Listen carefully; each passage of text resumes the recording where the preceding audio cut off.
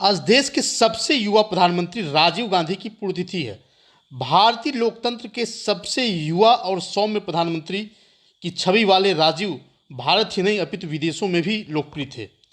भले ही वह कांग्रेस के अध्यक्ष थे, परंतु सभी राजनीतिक दलों के नेताओं के बीच उनका उतना ही सम्मान था जितना कांग्रेस में था। साथ ही वह सभी धर्मों का भी सम्मान करते थे, जिसका उदाहरण है कि महान संत देवराहा बाबा भी उन्हें अपना प्रिय भक्त मानते थे और देवराहा बाबा के निर्देश पर ही पूर्व प्रधानमंत्री राजीव गांधी ने अयोध्या में राम मंदिर का ताला खुलवाया था। साथ ही पूर्व प्रधानमंत्री अटल बिहारी वाजपेयी को 1988 में किडनी की बीमारी के इलाज हेतु विदेश भी भेजा था। अटल जी ने खुद इस घटना का जिक्र वरिष्ठ पत्रकार करण थापर को दिए एक इंटरव्यू में किया है। अटल बिहारी वाजपेयी ने बताया कि वो अपनी बीमारी ज़्यादा लोगों को बताए नहीं थे, परंतु किसी प्रकार से तत्कालीन प्रधानमंत्री राजीव गांधी को इस बीमारी की जानकारी हो गई, जिसके बाद राजीव ने अटल बिहारी वाजपेयी को दफ्तर बुलाया और कहा कि भारत से जो प्रतिनिधिमंडल संयुक्त राष्ट्र संघ जा रहा है उसमें अटल बिहारी वाजपेयी जी आप भी शामिल हो जाएं। राजीव जी ने अटल जी से यह भी कहा कि मुझे उम्मीद है कि आप इस यात्रा के दौरान अपना इलाज कराएंगे। लिहाजा अटल बिहारी वाजपेयी थोड़ा हैरान तो हुए, लेकिन न्यूयॉर्क जाकर उन्होंने अपना इलाज कराया और वहाँ से वह सकुशल ठीक होकर लौटे। गौरतलब है कि राजीव गांधी अपनी इच्छाओं के विपरीत राजनीति में एक अचानक घटनाक्रम घटित होने के बाद आए। जी हाँ, उनके भाई संजय गांधी की विमान दुर्घटना में मृत्यु के बाद वे राजनीति में प्रवेश किए। गौरतलब है कि 23 जून 1980 को संजय गांधी की मृत्यु हुई थी, जिसके बाद न चाहते हुए खानदान की विरासत को संभालने के लिए उन्हें राजनीति में आना पड़ा। जून 1981 में वे अमेठी से सांसद निर्वाचित हुए और साथ में कांग्रेस कमेटी के महासचिव भी बनाए गए। 31 अक्टूबर 1984 को तत्कालीन प्रधानमंत्री इंदिरा गांधी की हत्या के बाद राजीव को समय की आवश्यकता को देखते हुए दुनिया के सबसे बड़े लोकतंत्र भारत देश की गद्दी भी संभालनी पड़ी। वे अब तक के सबसे युवा प्रधानमंत्री थे।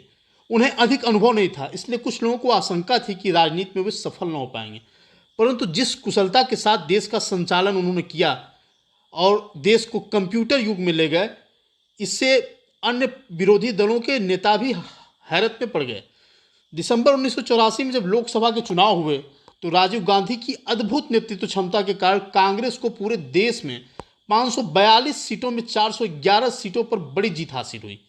31 दिसंबर 1984 को राजीव गांधी नई लोकसभा के सदस्यों के नेता के रूप में पुनः प्रधानमंत्री बने। अपने कार्यकाल में उन्होंने भारतीय जनता के कल्याण के लिए अनेक बड़े निर्णय लिए, जिसमें श्रीलंका में चल रहे लिट्टे और सिंघलियों के बीच युद्ध को शांत करने के लिए उन्होंने भारतीय सेना को श्रीलंका में तैनात किया। हालांकि श्रीलंका में शांति सेना का भेजना ही अंततः उनकी मौत का कारण बना। राजनीतिक अस्थिरता को समाप्त करने के लिए उन्होंने वर्ष 1985 में राजनीतिक दल बदल संबंधी विधेयक पारित किया। बेरोजगारी की विकराल समस्या के समाधान के लिए वर्ष 1988 में व्यापक ऋण योजना तथा 1 अप्रैल 1989 को जवाहर रोजगार योजना का शुभारंभ किया, जिसके तहत इंदिरा आवास योजना तथा 10 लाख कुआं योजना जैसे नई कार्यक्रमों की शुरुआत हुई थी। पंचायती राज व्यवस्था को मजबूत करने के दृष्टिकोण से 15 मई 1989 को बहुप्रतीक्षित 64वां पंचायती राज विधेयक संविधान संशोधन प्रस्तुत हुआ। प्रथम बार प्रधानमंत्री बनते वक्त राजीव गांधी को पंजाब के आतंकवाद और असम के में आंदोलनकारियों से भीषण रक्तपात देखने को मिला था, किंतु अपनी प्रशासनिक क्षमता एवं सूझबूझ से ऐसी सभी समस्याओं का समाधान करने में वे सफल रहे। राजीव गांधी ने अपने देश की सुरक्षा के दृष्टिकोण से पृथ्वी, त्रिशूल, अग्नि जैसे मिसाइल व प्रक्षेपास्त्रों का विकास करवाया। श्री गांधी अपने देश की युवा शक्ति पर बहुत ही गौरव महसूस करते थे।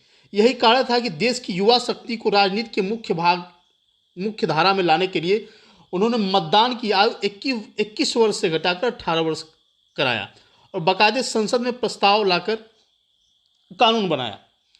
वर्ष 1989 के सामान्य चुनाव में अपने आकर्षक व्यक्तित्व के बल पर वे अपने निर्वाचन क्षेत्र से भारी मतों से विजयी हुए, परंतु अपने सहयोगियों के भीतर घात के कारण उनकी पार्टी को अन्य जगहों पर भारी हार का सामना करना पड़ा। राजीव गांधी ये चाहते तो उस समय जोड़ तोड़ की सरकार बना सकते थे, परंतु जनादेश का सम्मान करते हुए उन्होंने विपक्ष में बैठना स्वीकार किया। हालांकि शाहबानो प्रकरण में मुस्लिम ला के सम्मान की बात हो या अयोध्या में रामलला के दर्शन की अनुमति हो, उनके जैसा साहस एवं समन्वय अतुलनीय ही राजनीति में देखने को मिलता है। राजीव गांधी अपने व्यवहार के अनुरूप सुरक्षा की परवाह किए बिना जनता के बीच चले जाते थे। इसका लाभ उनके दुश्मनों ने उठाया और चेन्नई के पेरुम्बदूर नामक स्थान पर एक चुनावी सभा को संबोधित करते हुए एक आत्मघाती हमले में आज ही के दिन 21 मई 1991 को उनकी हत्या कर दी गई। भारत सरकार ने देश के प्रति राजीव गांधी द्वारा की गई महान सेवाओं के लिए कृतज्ञता जाहिर करते हुए 7 जुलाई 1991 को उन्हें देश के सर्वोच्च सम्मान भारत रत्न से सम्मानित किया। परंतु राजीव गांधी की असमय मृत्यु भारतीय लोकतंत्र ही नहीं अपितु पूरे एशिया और विश्व के लिए एक बड़ी क्षति थी। शायद आज राजीव होते तो भारत की दशा और दिशा कुछ और होती। नवोदय विद्यालय, कंप्यूटर क्रांति, पंचायती राज, युवाओं को मताधिकार जैसे कई बड़े सपने उनके थे जो भविष्य में और भी आशान्वित होते और भारत विकास की गति को शायद तेजी से देख पाता।